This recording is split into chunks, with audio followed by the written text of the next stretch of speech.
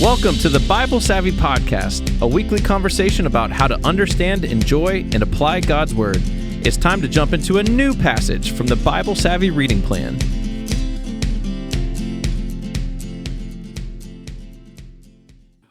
What's up, Bible Savvy Nation? We are here with a very special episode where we have our friends from the Faith at Work podcast, Daniel Small and Megan Clunan. Hello. They're here. We're You're here. joining us. We're What did you do we're with David? That's what I want to know. Why don't you introduce yourself? Megan, tell us what you do here at the church. Yeah, so my name is Megan. I am our central care pastor, and so that just means I get to oversee all things care and counseling for all 6 of our campuses and engage in all that. It's fun stuff.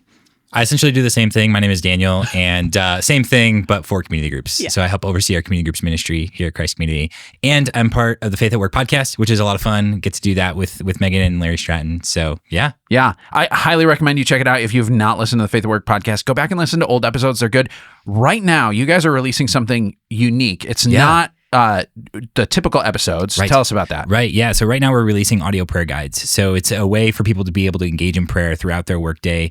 And we're doing it with a variety of work situations or circumstances that people might encounter. So it might be facing anxiety at work, feeling purposeless. And it's when you're feeling those situations, it can be really hard and heavy. And so this is a way for you to be able to engage with prayer and be able to enter into that. Yeah, I've used them for kind of going into work, kind of listen to it on the way in, and it's a great way to get yourself, in the right mindset as you go into work. So pretty fantastic. All right, Courtney, it comes to you David's to provide us with a question. What do we got? All right. Well, we are going to talk about a battle today. And so I thought a good question would be, if you're heading into battle, what non-traditional group of people are you bringing with you? So it's kind of one of those. Army? Yeah, who's your army? Okay. It's one of those, who would win? Is it a single gorilla or 100 of these people? Yes, yeah. One of those things. Have you seen those? Are we 100 men fighting? versus a gorilla. Yeah, 100 or men versus a gorilla. a duck-sized horse or a horse-sized duck. Who's your army? What's your army? All right, All right, Megan, who's okay, your army? I have it. I know it. Immediately when you said it, my army is an army of girls who do gymnastics, Wow. elementary, middle school age specifically. Oh, wait, like Yes. kid gymnastics. Kid gymnastics. These So we're kids, not- there's energy, there's high kicks, there's balancing, there's a lot of screaming. Fair. There's a lot of screaming. Do we need to say more? There you go. It's pretty intimidating. I like it. Yeah. Gymnastic, From a sheer fear factor. girl, Yes. children. Oh my gosh, they're I would coming. run away from Yes, that. I would. Yes, Yeah. yes. I mean, we're going to read about loud noises. And, Yeah, and right. such. There you And yeah. there you Okay. go. All right, Courtney, Okay. who's your army? Mine is kindergarten boys. I'm Oh going my gosh. with an army of kindergarten boys. They're straight up savages. I mean, they are They hold nothing back. They are. Now, I'm the children's pastor. I can say these things, okay? You Because I can. You love can. them dearly. I love them. And it's one of the things I love about them. Mm-hmm. But, I mean, they're kind of tiny little, Warriors. little warriors. Yeah. I mean, they go at it. There is not fear. There might be a discipline coordination problem. Like you put 100 of them, are they gonna go at the same thing? Does it matter? Doesn't matter. At that point, the sheer like, devastation have they your leave chaos behind. is It still doesn't breaking matter. out. have you experienced them? They strike fear in the hearts of some people. They do. I mean, especially if there's hundreds of them, right? They do. This Now, is come really a great volunteer in Kids recruitment World, drive and for. there's only 20 of them. It'll build your strength. You'll be great. But yeah, I mean, you throw 100 of them, and I'd put them against any gorilla. All right, any gorilla. So it is against a No, gorilla. What kind of Now- gorilla? All right, Daniel, muster your army. Who do you got? Babies. Why? Babies. Okay, first of all, everyone loves babies. I have a 4-month-old, and they're just adorable. So, first You're of all, sending your son to war? yeah, well, you can't fight against them. You're You can't. That's So it. true. You can't Lay fight against. down So your weapons, it's almost Jell-O. anti-war. Exactly. Lay Yes. down your weapons. Yes. Go away. turned into Jell-O. Yes, exactly. You're a They're the most. pacifist. Yes, exactly. I'm avoiding all Pacifierist. war. You're a pacifierist. That's good. It's good. Oh man. Yeah, that would be mine. Okay. I consider nominating the prime timers. Here at our church, that's the 60 plus consideration. ministry, surprisingly deadly. But I ended up opting for middle school teachers. Which I guess against an army of babies, I don't know that they do well. But if anybody could They might tame run. this chaos that you guys are talking about, middle school teacher. They don't put up with much. No, they don't. No. No. Yeah. They They're let you strong Yes. humans and middle They school are. teachers. Yeah. Okay, Yeah. okay, so here's a question. There is a war between our 4 factions. Oh no. Who wins? Oh, Yeah. I mean, Okay, I'm gonna be real. My gymnastic girls are probably gonna love all your babies. Yeah, so they're Oh, gonna yeah, no, immediately I go think they so. are I think- down. We're They've kinda down. laid down their We're kind weapons. The kindergarten boys don't care about your babies. They No. don't care about your babies. No, No. they don't. No, they do No. not. No, they're like, Yeah. So, Babies? so babies beat gymnasts, kindergartners beat babies. babies, Yeah. which means Oh. versus baby or versus I kindergarten think that boys. is a fair fight, to I be think honest. it is a fair fight. Yeah. I think it is a very fair Because I don't fight. know what leverage you use for a middle schooler, but it's not the same as Oh, a it's kindergarten boy. not. Very different. So, No. but there's tenacity on both sides. So Yes. we will let the listeners decide. When you walk in to church next week, you let us know what you think. I like that. Just say, Courtney, you won. Oh, depends on which side of the building they're walking in. Okay, let's move to Judges. We are in the book of Judges. We're going to be in chapter 7. And let me give you a little bit of context here. Judges is the story of the time between when the people have entered the promised land and when they get a king. And there's a long stretch of time in there that they're dealing with. And during that time, there is this cycle we talked about last time where the people are, they start off faithful, they're following God, and then eventually they slip into idolatry. And as a result of that, God says, okay, you got to take care of yourself. And invaders come in and they're dealing with an enemy. They cry out to God, and then God sends someone, a judge, to rescue them. We are looking at one example of a judge that God sent to rescue them. I do want to recommend, if you want to dig deep into this, Sandra Richter. We just did an interview with her. I believe it came out last week, the previous week before this episode, where we talked for a long time about all of this stuff. She does a fantastic job. If you haven't heard her stuff on Deuteronomy and the other things we've talked to her about, it's worth it. She's worth amazing. it. She's so good. She's so Absolutely good. amazing. So, Courtney, why don't you read chapter 7 for us? All right. There's some words that I have to pronounce in here, guys. Just giving a warning. Disclaimer. ahead of Oh, time. nobody knows. Nobody knows. Good. Talk fast, right? Early in the morning, Jerubbaal, that is Gideon, and all his men camped at the spring of Harod. The camp of Midian was north of them in the valley near the hill of Moreh. The Lord said to Gideon, "You have too many men. I cannot deliver Midian into their hands, or Israel would boast against me. My own strength has saved me. Now announce to the army, anyone who trembles with fear may turn back and leave Mount Gilead." So 22,000 men left, while 10,000 remained. But the Lord said to Gideon, "There are still too many men. Take them down to the water, and I will thin them out for you there. If I say, 'This one shall go with you,' he shall go. But if I say, 'This one shall not go with you,' he shall not go." So Gideon took the men down to the water. There the Lord told him, "Separate those who lap the water with their tongue as a dog laps from those who kneel down to drink." 300 of them drank from cupped hands, lapping like dogs. All the rest got down on their knees to drink. The Lord said to Gideon, "With the 300 men that lapped, I will save you and give the Midianites into your hands. Let all the others go home." So Gideon sent the rest of the Israelites home, but kept the 300, who took over the provisions and trumpets of the others. Now the camp of Midian lay below him in the valley.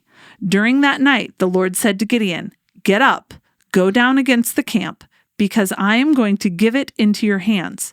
If you are afraid to attack, go down to the camp with your servant Purah and listen to what they are saying.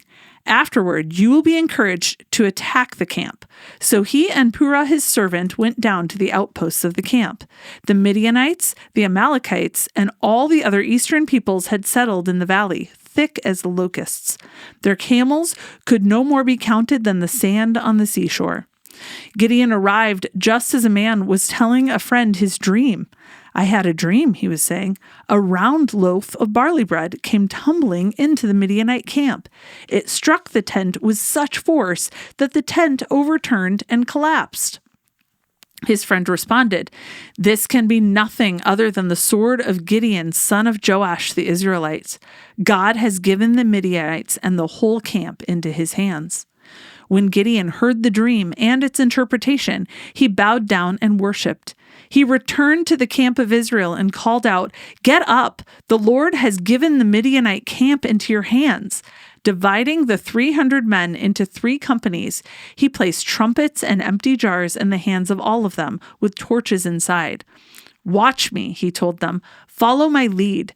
When I get to the edge of the camp, do exactly as I do.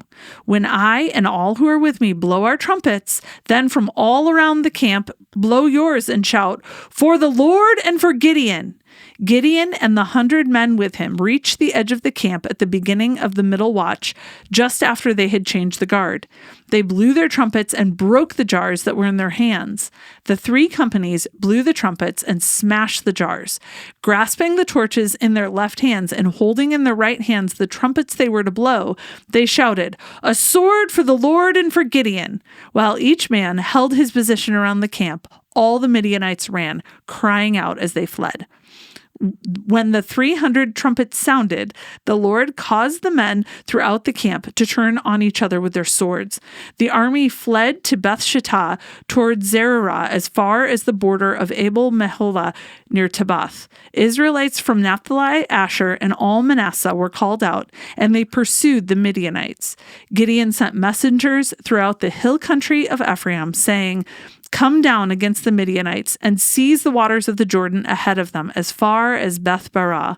So all the men of Ephraim were called out, and they seized the waters of the Jordan as far as Beth Barah. They also captured 2 of the Midianite leaders, Oreb and Zeb. They killed Oreb at the rock of Oreb and Zeb at the winepress of Zeb. They pursued the Midianites and brought the heads of Oreb and Zeb to Gideon, who was by the Jordan. Zeb. Zeb. I don't know. Zeb? It's quite a name. Zeb. All right. That's exactly how you say it. Let's make some observations here. We are always looking for things like themes, repeated words and ideas, truths about God, and something striking. So what do you guys got? Normally I quiz you, and we do it that way, but we don't do it that way. Well, I mean, I have the cheat code right here. Oh, you got the comma the chameleon. in my Bible. All right. What do you guys see in this passage? Well, the very first line there, early in the morning, Jerubbaal, that is Gideon. What's up with the name? He's got 2 names. Is that just like a nickname? Or are we talking? So are you hate Claytoning me already? I mean, like right out of the gate. Claytoning you. I also probably in my study Bible, there's also probably notes about that. I know as I looked, it was kind of like it's his. That was probably his real name, was what I was reading. And then Gideon was more of a nickname. Yeah. So Jerubbaal, it's kind of a curious name because presumably his father gave him that name when he was born, which would, it means Baal contends. So, Baal's going to fight, which could be something like Baal is just a title. It means Lord. But it also is more likely to be in honor of the false god Baal, which means his family was not necessarily faithful. But then it also has a twist because the story before this, in the middle of the night, he goes and tears down an altar to Baal. And so it could also be you're going to fight against Baal or Baal's going to fight against you kind of thing. But it's kind of like a, multiple meaning in the context of the story kind of thing. But then Gideon is probably some sort of nickname, secondary name. I mean, many of us go by names that aren't our names. So most of us here don't, but sure. Many of us, but none of us. I don't think I have called my children by their legitimate names for years. That's sure. true. That's fair. Yeah, that makes sense. Actually, yeah, that's probably true.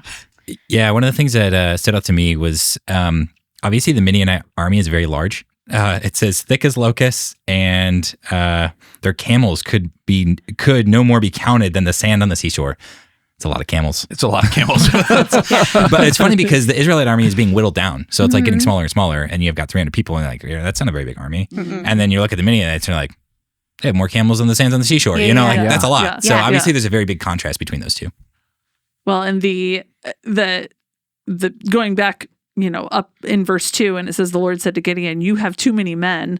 I cannot deliver Midian into their hands, or Israel would boast against me, and my own strength has saved me. So I think that's the setup, right? The setup is there are so many camels down there. Like, it's like sand on the seashore, which, is really good writing, by the way, really good literary technique as you're reading, Judges, because that's a lot of camels and thick as locusts. But the fact that he says, like, Israel would boast, my own strength has saved me. So I've got to whittle it down to like the bare minimum. Yeah, so the odds need to be against there. you, right? And it's like Gideon was testing God, and now God is kind of saying, like, trust me. Like, I wrote there that God is creating a Red Sea moment because they've forgotten what happened. Like, we hear that in Judges. In fact, I think it's in the Gideon story they kind of talk about, like, again, it's been years. Like, people have forgotten, or it's not really been talked about. And so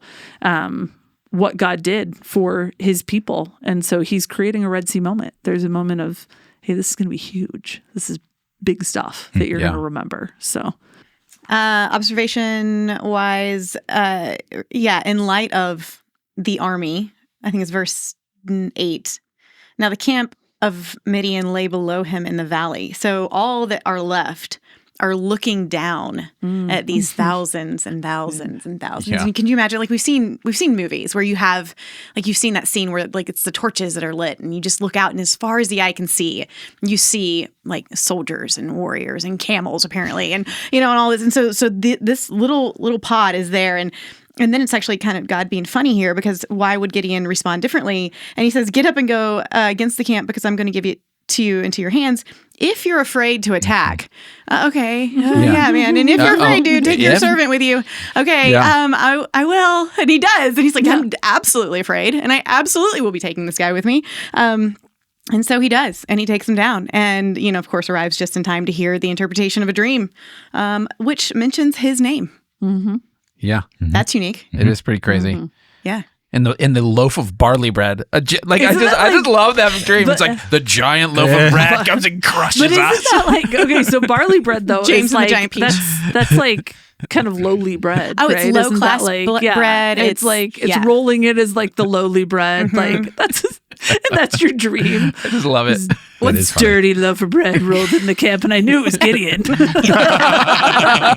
Naturally, I thought. Naturally. This is true. I do think it's really interesting when he first whittles down the army. He's like, hey, if you're scared, go. And 2/3 of the guys go. Which, to be honest, I've not been in war. So it's maybe it's realistic, but it's also like, man, what were these guys going to do anyway? They're just terrified. That was probably the middle school teachers. The 5-year-old boys are still there. The kindergartners are still there. But then I also think the second round of whittling down is hilarious, because part of me is like, I can't picture it. Because it's like, all right, to go down to the water, let everybody drink, and then just watch how they drink, and go through and find the people who lap like a dog, which...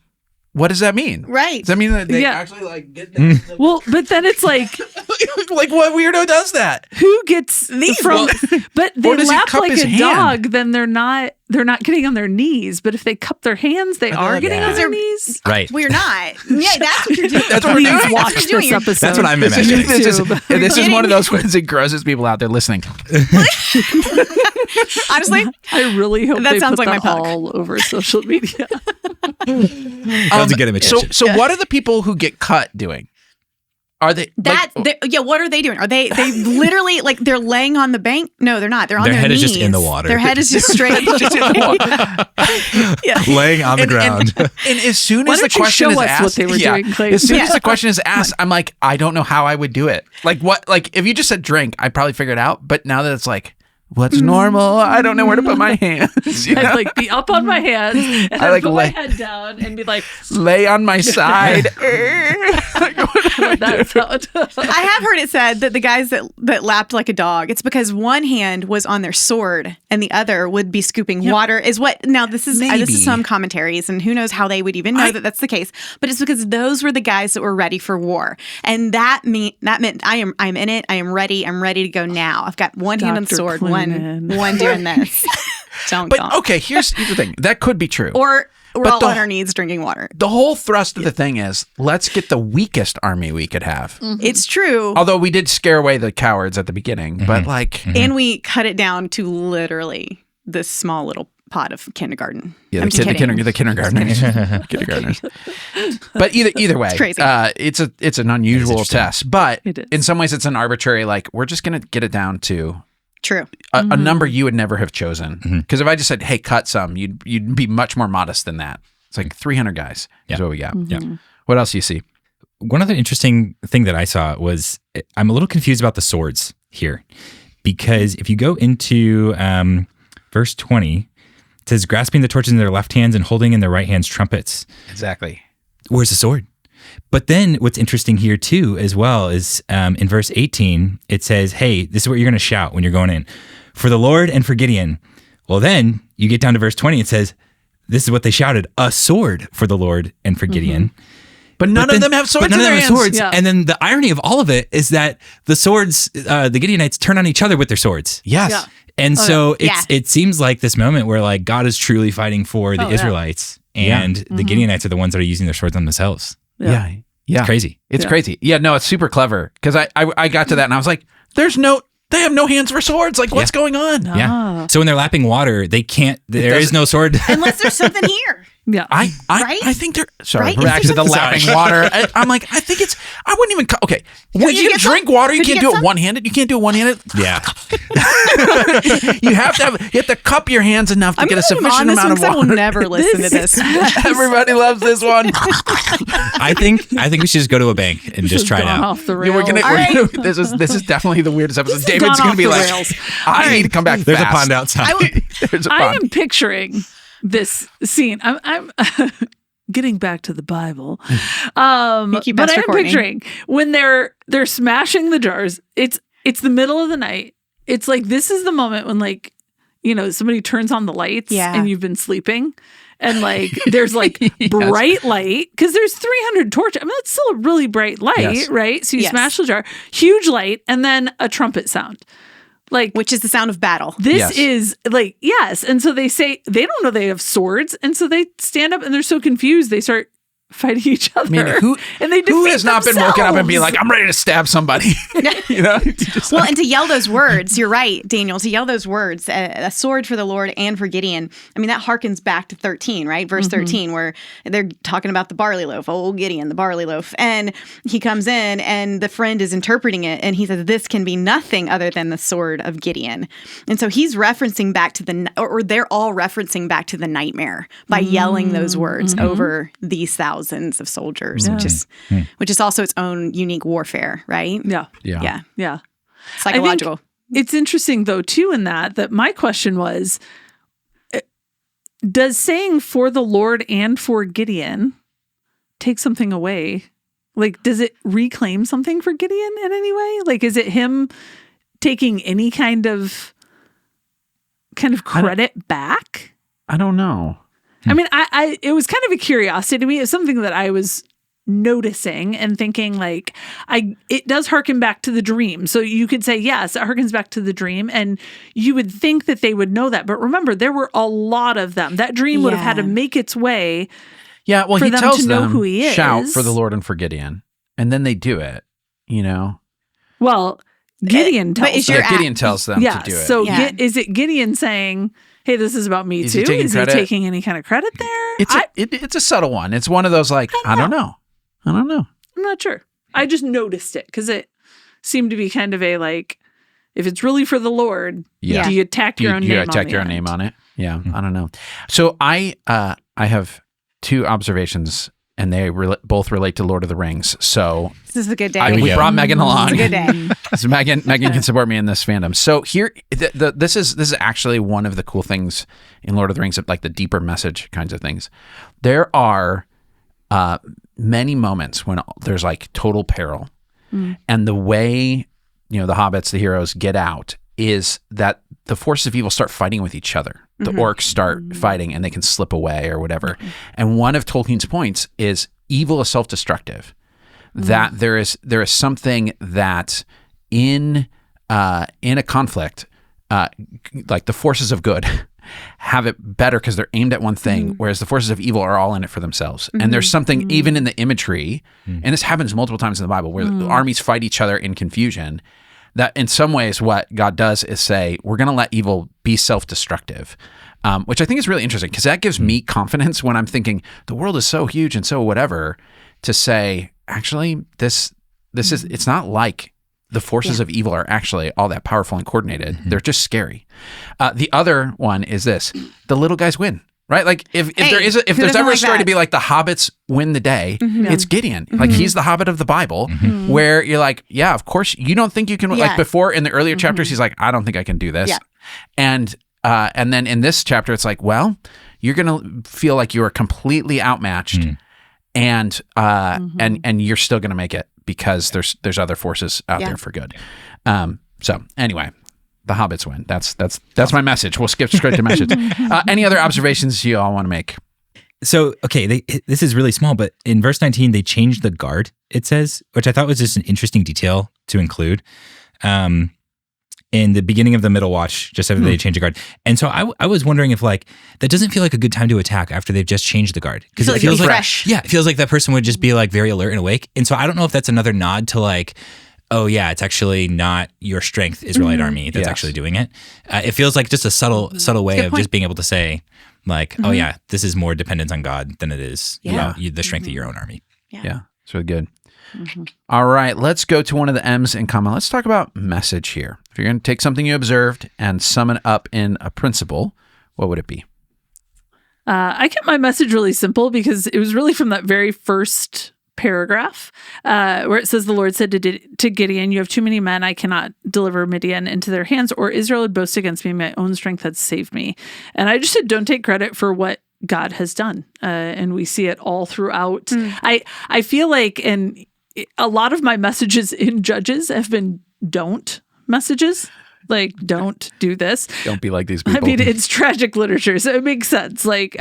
But I was, if we're looking at, is there a example to follow? Is there an example to avoid sometimes too? I mean, you want to look at that. And this one, I don't know that that's really the case, but just that idea of, I don't ever want to take credit, for what God has done. So it's just that line, Israel would boast against me. My own strength has saved me. And I think, we see that all over in the Old Testament where God does something that really, truly can only be attributed to the Lord. So, Megan, what's your message? Yeah, I think there's a couple actually. One, how can we? Oh, you get to pick one. You get to pick one. I only pick one. Favorite. Sorry, my sorry. favorite one. Glad you listened to that. Yeah. Sorry. Well, here's why. Because if you take all three that you have, Daniel and I are gonna be like, no. Never mind. I didn't learn anything. I have Or be no like, message. those ditto? are mine. What if we don't have the same one? How about this? You guys can say yours, and if it's say- none of mine, We'll then say I it can all share at my the same time. two. 3, Yeah. 2, 1. The hobbits win. Yes, that was it. No. Well, you pick one. Okay, I'll pick one. I think the one that I'd want to pick is that if we don't turn to praise, we'll turn to pride. And good. so in the moment, Gotta when preach. Gideon, in verse 15, he heard the dream, its interpretation, his immediate go-to was he bowed down and worshiped. And he could have immediately been like, they said my name, but he didn't. And that kind of ties in with what you said in your good. message of let's just make sure we're recognizing what God is doing that's good. and give that That's back. good. Maybe we'll go back to our other two. That was a really good Yeah, one. I was gonna say. All right, but let's hear yours first. Yeah, I said God's protection is sufficient even in our most vulnerable state. And the way that I was thinking about it is that the Israelite army is making themselves more and more vulnerable. Like they have to trust in God. Like there's no other alternative.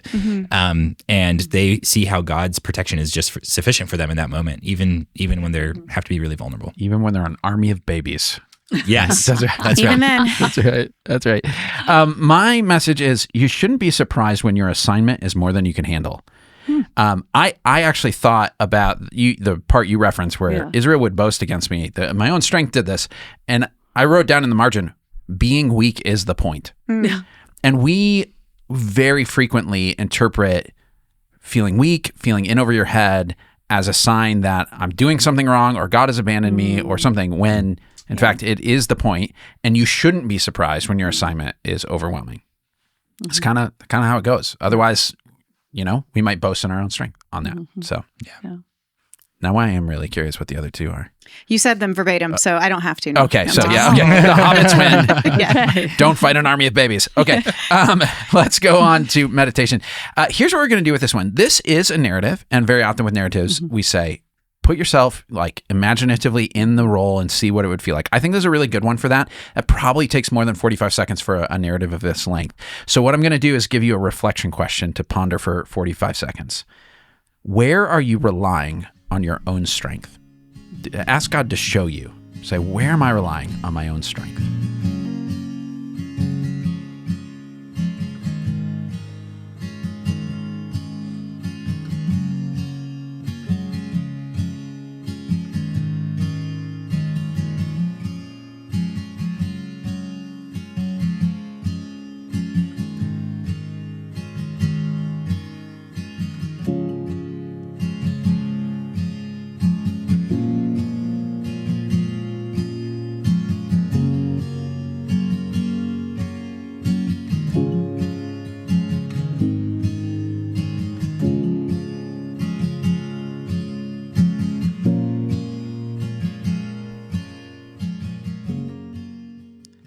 All right, we're going to talk about the A and comma application. What do we do in light of our messages? Courtney, you kick us off. All right. Well, my message was don't take credit for what God has done.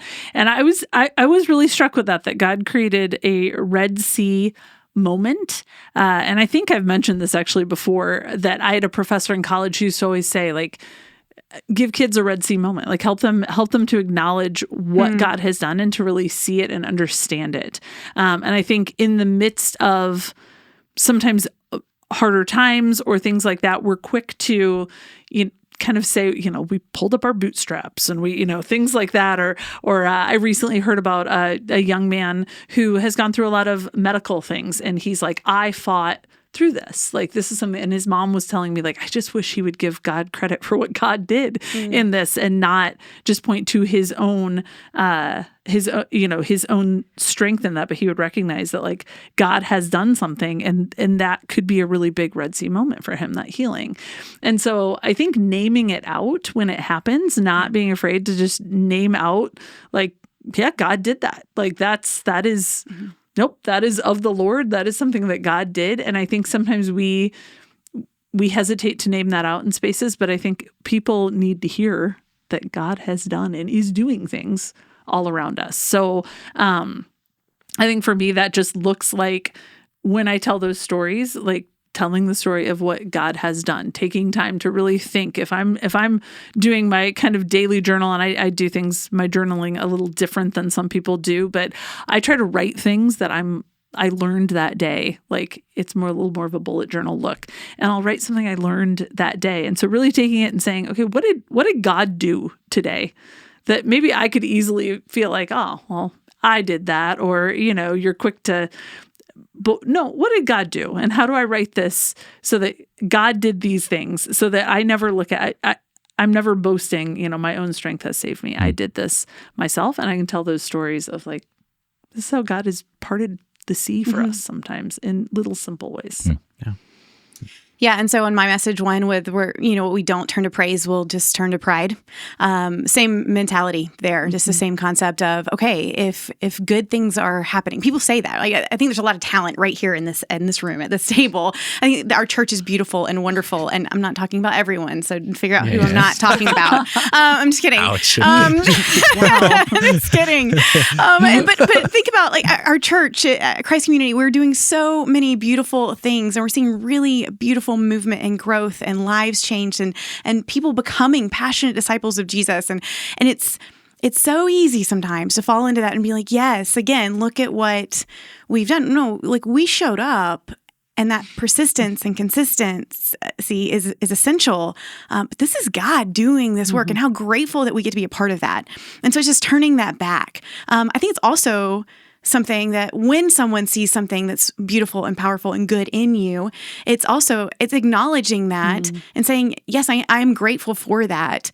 It's not hiding and shying away from it, but it is understanding too. You can receive it in as much as you also are able to then again give it back. Because what happens, unfortunately, if we don't do that, our very strengths become it becomes a double weakness, and it becomes the thing that actually ends up sabotaging us in the end. And so bigness and greatness and good things can actually become a hindrance, which is, again, maybe part of the rationale behind this story, as well as to whittle it down, get it really little, get it really small, so the odds are against you, so that it is God alone. So yeah, It's really good. those are thoughts.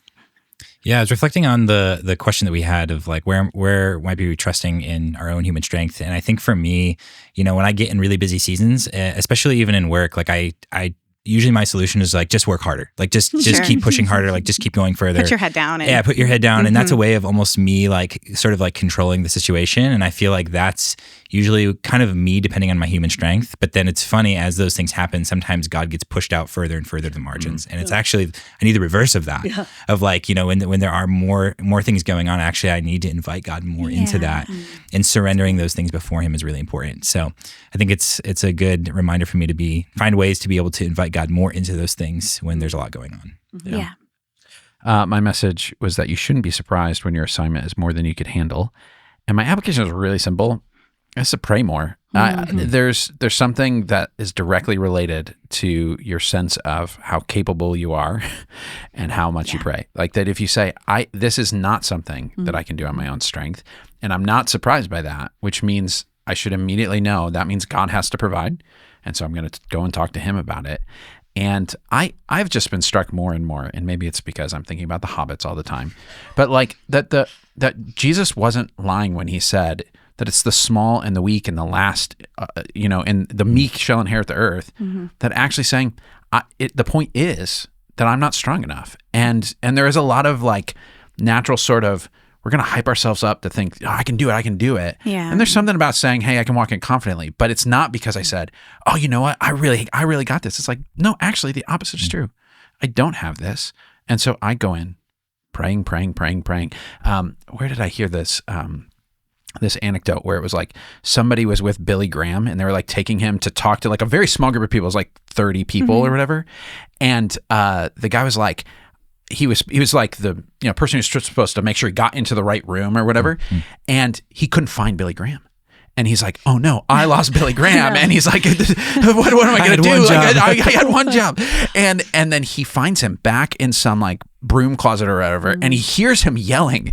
And he's like, I can't do this without you. And it's because Billy Graham, to talk to 30 people, he's talked to millions, is saying, no, I'm dependent on God for this one too. And I think that's just, that's the posture I want to have. I shouldn't be surprised that it's hard, but I got prayer. And that means it's more than covered. It's good. Thanks for hanging out with us. Join us again next Monday for a new episode where we'll be looking at another passage from the Bible Savvy reading schedule. And in the meantime, if you're not following along with the reading plan, check out BibleSavvy.com. Also, you can subscribe and leave a review on whatever platform you're listening or watching on. Email us your questions or suggestions at podcast@BibleSavvy.com. Lastly, tell your friends, and we'll talk to you next week.